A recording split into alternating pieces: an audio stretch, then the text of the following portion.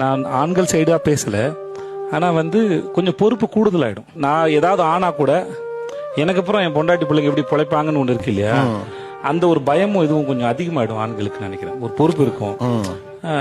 கல்யாணத்துக்கு முன்னாடி கூட ஏதாவது தொழிலில் சண்டைனா கூட எப்படா அப்படின்ட்டு போயிடலான்னு தோணும்.